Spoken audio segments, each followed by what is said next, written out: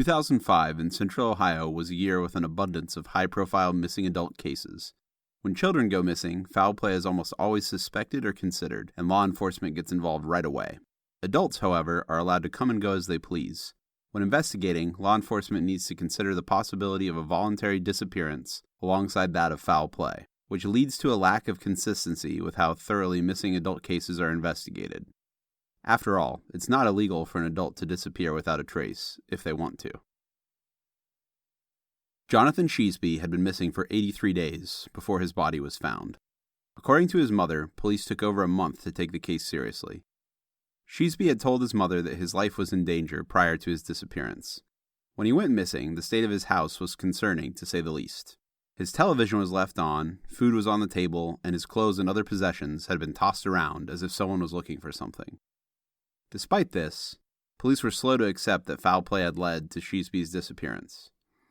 Eventually, months after he went missing, a dog brought Jonathan Sheasby's skull into a local resident's yard. They found the rest of his body in a nearby patch of woods. It turns out the danger he'd warned his mother about was very real, and he had been killed because he had been witness to a crime. Tony Luzio Jr. had disappeared on July 4th of 2005. He was last seen at a house party in Delaware County, just north of Columbus, at 4 a.m. When he didn't show up for work the next morning, his father, a retired police officer who investigated missing persons cases, knew that something was very wrong. His parents were baffled by his disappearance, but hoped that he had maybe just run away. His mother said she would lie awake at night thinking about him, and his father stated on Fox News on July 22nd that if Tony were listening, quote, "I want to tell him that I love him so much, and I want him to come home. We are worried sick, and life is not the same without him. We need him." The Luzios would spend many years looking for Tony, finding solace in connecting with other families of missing adults. When Julie Popovich vanished on August 11th from Lito's Lounge in Columbus, her boyfriend reported her missing 2 days later. She didn't answer her phone and was last seen leaving the bar very intoxicated with a man she had met that night. Julie's friend Tayana admitted to loaning her 20-year-old friend her ID in order to get into the bar that night. A month later, the ID would turn up in the mail, sent back to Tayana by a fisherman who had found it in the Hoover Reservoir. A more serious search of the area turned up Julie's remains, and the man who was last seen leaving the bar with her would eventually be charged in her murder. All of these cases were handled very differently, and it was against this backdrop that local residents started clamoring for some kind of standardization in the handling of adult missing persons cases. When Brian Shaffer would vanish the next year, police, family, and friends would all struggle with the question of whether his disappearance was voluntary or not. The strange details surrounding his disappearance would make the case a hit among internet sleuths, and they would scramble to piece together what little information existed in the public realm in an effort to prove their own theories. Armed with a mixture of rumors, conflicting reports from family members, and overanalyzed MySpace quotes, we'll begin to detail the story of Brian Shaffer as we know it. Hi, I'm your host, Zach Williams. Welcome to Compulsion.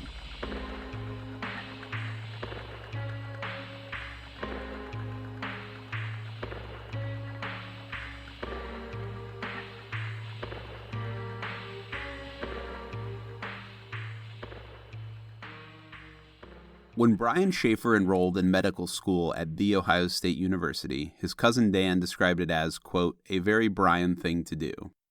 He'd never been at the top of his class in high school, but when he found something he was passionate about, he stuck with it.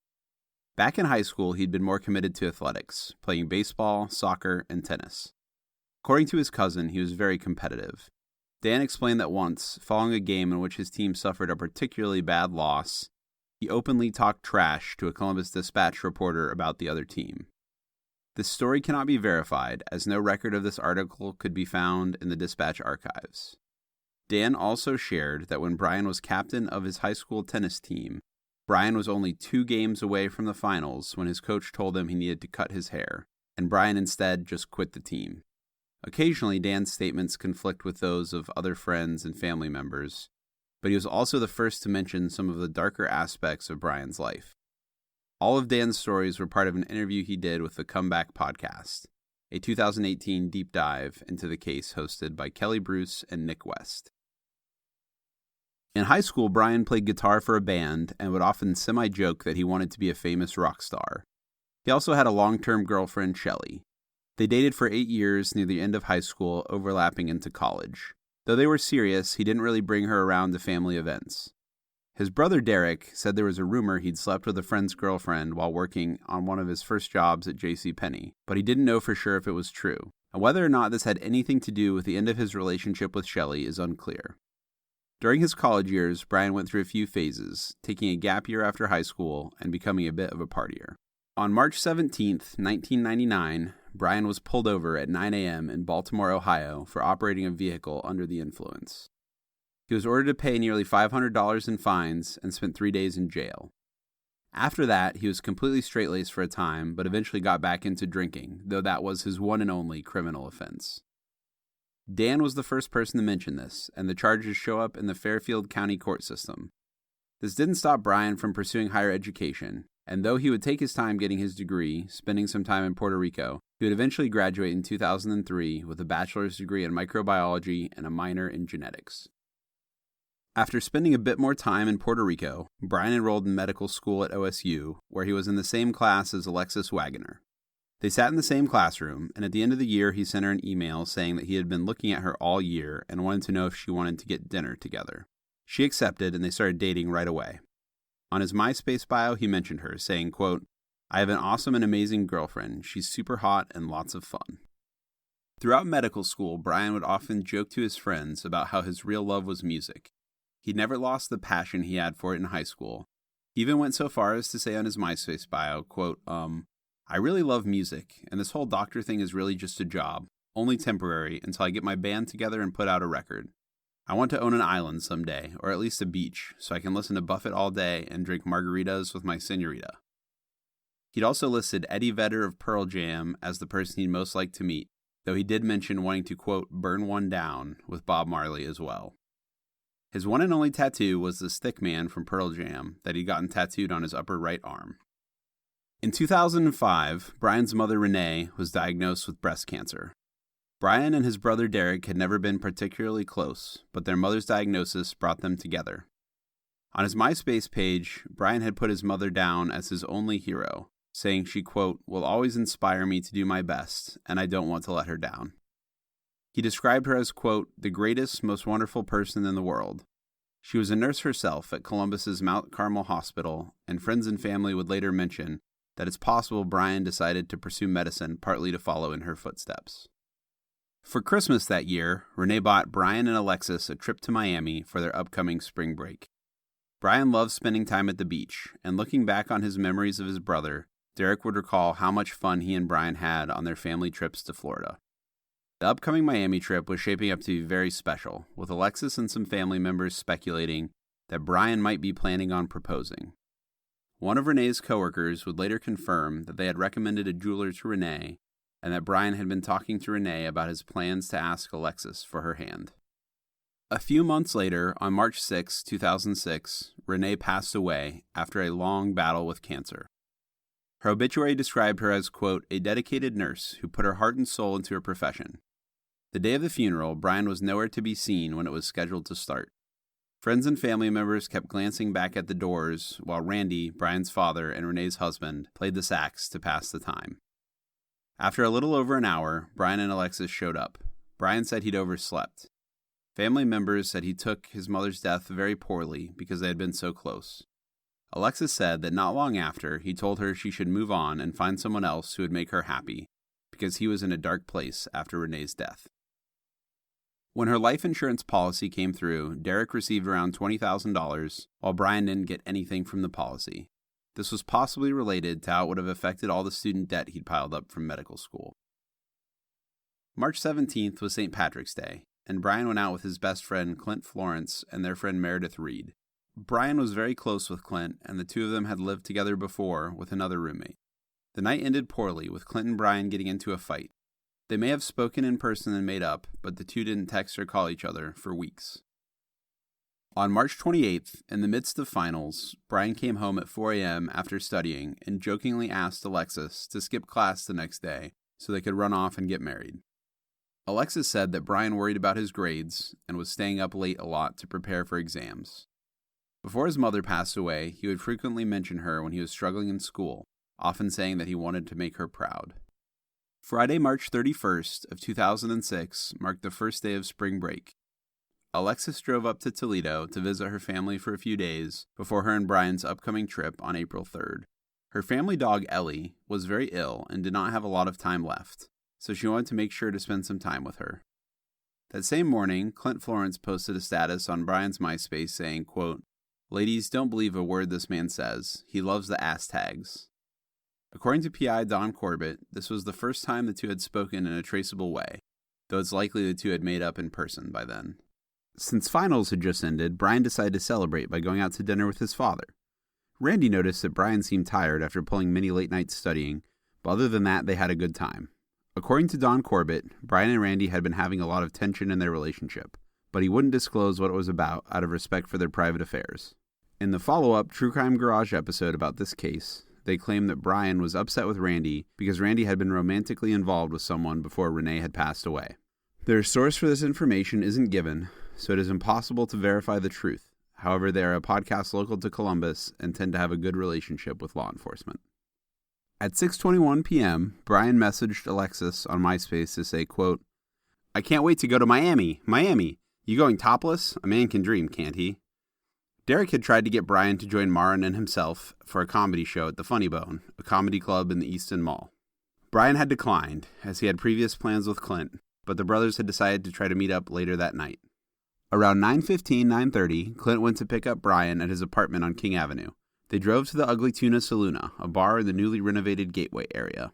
The Gateway brought in several new buildings and bars, replacing an area south of the Ohio State University campus that had been run down and dilapidated for quite some time. They had around 4 shots of liquor. Alexis called Brian around 10 p.m. to check in and tell him Ellie was still alive. He told her that he was having a night out with the guys and it was his chance to talk about her to them. He said he was very excited for their trip to Miami and he would see her when she got back into town. Brian and Clint then made their way to the Short North, stopping by Brothers Bar, then Red Star, where Meredith met them sometime after midnight. At some point while they were bar hopping, they met up with a few fellow students, but this was possibly not publicized so that the other students would not be harassed. Derek spoke to Brian at some point in the night to tell him that he and Marrison were too tired to go bar hopping in the Short North, so they would not be joining him. After Meredith drove them back to Ugly Tuna, security cameras picked them up going back into the bar. The only way into the Ugly Tuna was to walk into the Gateway building, which had a few restaurants and a movie theater, and then take the escalator up to the second story. Brian was caught on camera, facing Clint and Meredith, wearing a dark green polo shirt over a long-sleeved white t-shirt. In an interview on April 10, 2006 with MSNBC, when recounting that night, Clint said, quote, "We see some students of mine. We sat down next to them. It was Meredith to my right, then me, and then the 2 girls, and then Brian was doing his usual thing. And he was talking to those 2 girls, and I go, 'Yeah, Brian, stick around.' He has a tendency to walk away, and probably 10 minutes later, 15 minutes later, I turned to say, 'Meredith, let's go.' It was closing time, 2:10, 2 o'clock, and Brian was nowhere to be seen." Elaborating on his statement a bit more, Clint was a TA, and one of the 2 girls, Amber Ruick, had been one of his students. He could have misremembered the other girl, Brighton Zatko, being a student. After all, they had been drinking for a few hours at that point. In a much later interview with Brighton in 2018, done by Kelly Bruce in the podcast Brian Shaffer, Dead or Alive, Brighton would recall that night, bringing up details that hadn't previously been released. Brighton does admit to being somewhat inebriated that night, so details may be a bit fuzzy. She and Amber drove to the Ugly Tuna Saloon around 1:15 a.m. Clint and Amber struck up conversation, leaving Brighton to talk to Brian. He seemed buzzed but not drunk, and was very flirtatious. Brighton does not remember meeting Meredith at all. She also said that Clint and Brian had been having some kind of argument later that night, but it was too loud in the bar to hear what it was about. At 1:57, when Brian was last seen on camera, he stepped into a small alcove with Brighton and talked for probably 2 more minutes. They were just off camera outside of the bar entrance, and there was a beige door that led to a construction site. Brighton put her number in Brian's phone and then went into the Ugly Tuna to use the restroom. When she came out just moments later, she and Amber had lost track of Brian. They thought he went back to the bar, but Brighton couldn't remember if she'd seen him go back in. Clint and Meredith said he went back into the bar, but nobody else could corroborate Clint's memory. Brian had been known to wander away from his friends, so Clint wasn't too worried. He also may have been upset about Brian flirting with Brighton since he knew how serious Brian and Alexis were. At 2 a.m., Clint and Meredith were seen on camera leaving the Ugly Tuna. Meredith called him at 2:01 a.m., but his phone went straight to voicemail. She left a message asking where he was, and she and Clint were caught on camera leaving the Gateway garage at 2:09 a.m. They were house sitting for a professor, so they spent the night at the professor's house and assumed Brian would find his own way home, as he often did. Brian had been planning a get-together at his apartment later that night, but didn't text anyone after 1:57 a.m. Whether Clint and Meredith weren't invited is unclear. They didn't mention a get-together in any subsequent interviews, but a close friend of Brian's confirmed that he did have plans later in the night that he never followed up on. In a later interview, Randy would say that Clint said that Brian said he was going to go talk to the band. Clint was unable to confirm this statement, and that was just the first in a series of many small inconsistencies in the various eyewitness accounts from that night. Randy also said that Brian paid his tab on one of his cards, and that the charge was about $11 for the ugly tuna, whereas the PI on the case, Don Corbett, says Brian paid in cash. Randy says Brian never used cash. Corbett says that Brian's last charge on his card was from a local bookstore. Randy and Don were very close, so it's possible one of them misspoke during an interview, as they both shared all of their information with each other. When Alexis called his phone the next day, it would not ring. All she could get was his familiar voicemail saying, quote, "Hi, this is Brian. I'm unable to come to the phone right now. Leave me a message, and I'll get back to you quickly." Clint left him a message checking in around 11 a.m. saying, quote, "Hey, lost you last night." None of the friends who had been planning on visiting his apartment later heard from him, and he missed a visit he had been planning with his father in Baltimore that day. The next day, April 2nd, Alexis called off and on a few times, assuming he had just turned off his phone. In the early hours of the next morning, around 2 a.m., she started to really worry, telling the Dispatch in a later interview on October 1st, quote, "I was overwhelmed by this horrible feeling that something had happened. Then I was just like, calm down. You worry way too much." In that same interview, her father Tom said of the strange disappearance that, quote, "It's as if God reached down and grabbed him by the nape of the neck." When she got back to Columbus, she visited his apartment. His car was still in the driveway, and his glasses were still on the bedside table. She stayed the night, waiting for him to come back so they could get ready for their flight in the morning. Brian had spent hours planning their trip, and they had been so excited about it just days before. When he did not get back before their flight left, she and Randy approached the police. Clint and Meredith were interviewed. Brian's car, Clint's car, and the car of the professor that Clint and Meredith had been house-sitting for were searched, as well as Brian's house and the house that Clint and Meredith stayed in that night. No trace of Brian was found. Search dogs were brought in to try and track Brian's scent around the ugly tuna and in the nearby construction site. It had rained in the few days before the search, so while the search dogs did seem interested in both the construction site and an alleyway leading from the ugly tuna to a nearby Wendy's, it is possible they were just confused by the storm. Randy put up flyers, and around 50 CPD officers canvassed nearby houses, going door to door and asking if anyone had seen him. They checked through all the vacant and abandoned buildings in the area. Hospitals and homeless shelters brought up nothing. The police, led by John Hurst, also started the meticulous process of looking over the security footage, both inside Gateway and at all the neighboring businesses.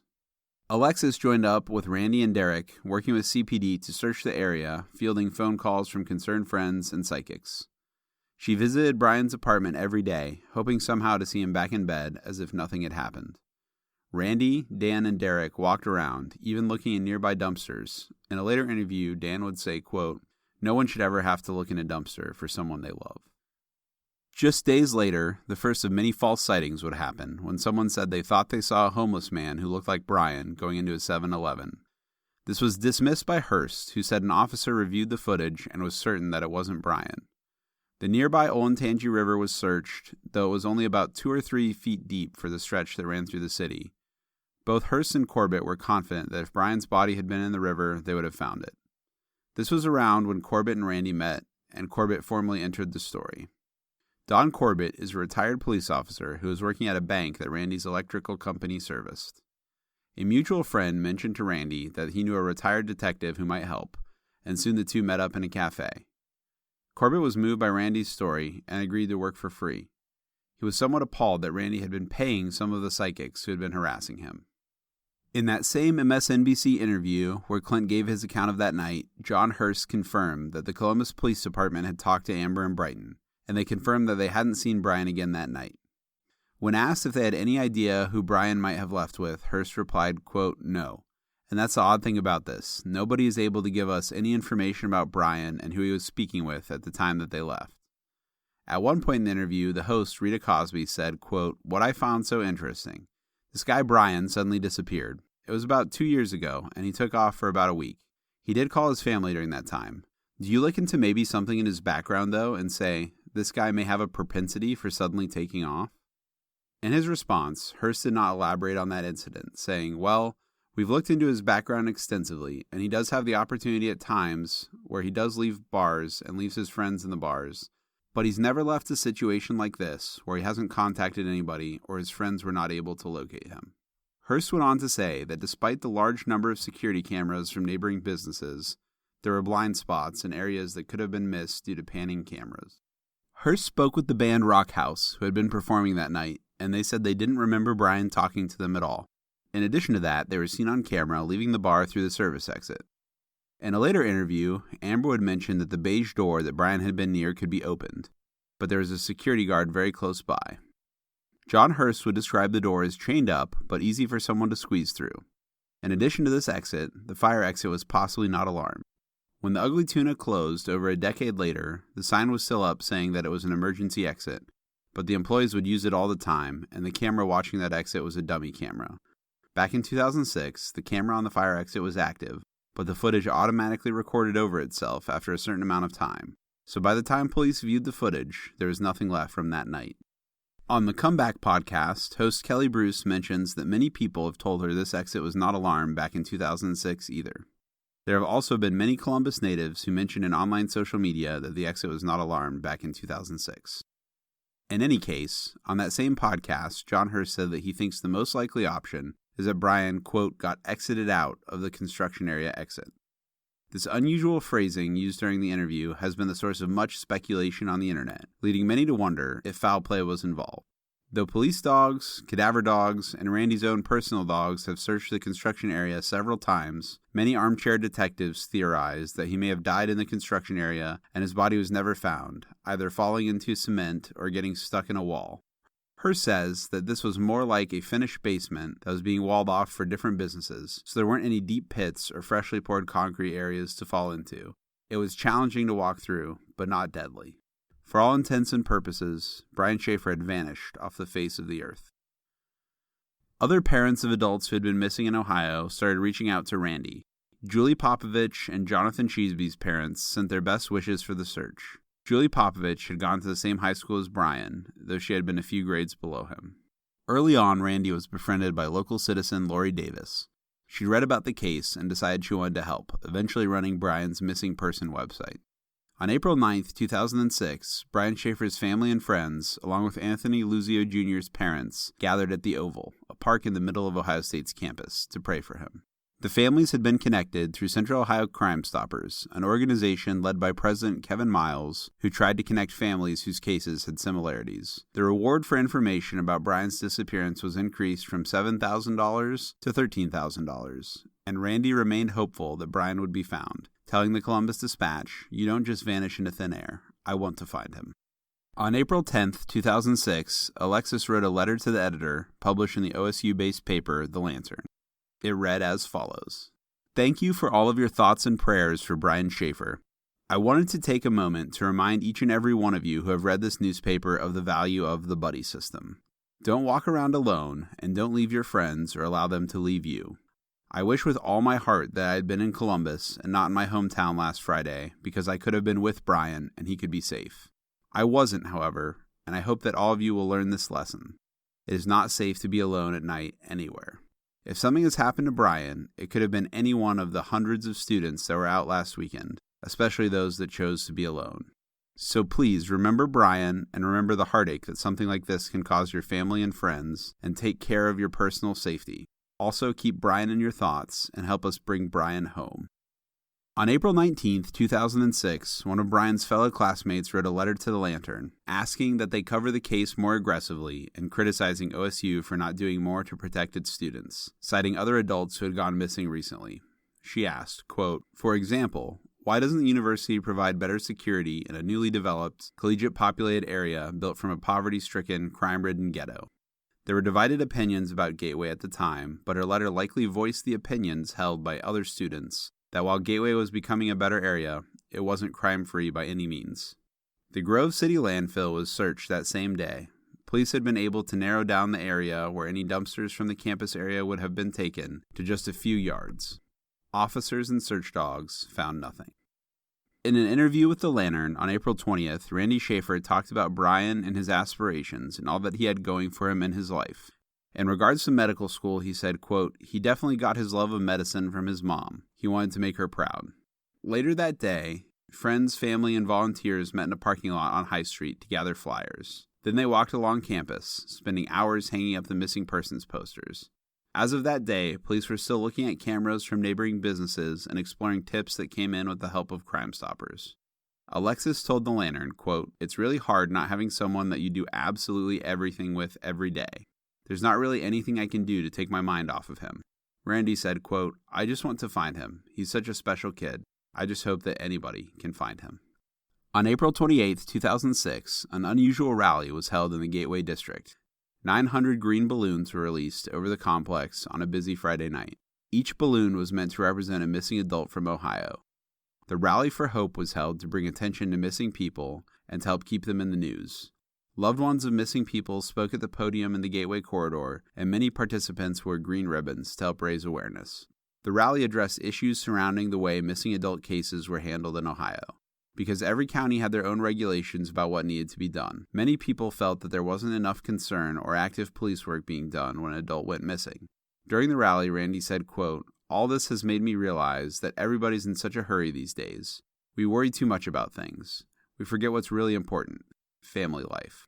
Fellow student Rachel Leonard told The Lantern that the rally had made her be more careful when she went out, saying, quote, "People just think they're invincible. I'm more alert when I go out now. I'm more aware of my surroundings and what's going on around me." On May 9th, Alexis wrote on her blog, quote, "At the same time I've been living through this nightmare, each day I have been reminded that the world is a good place and people really care for each other. So thank you."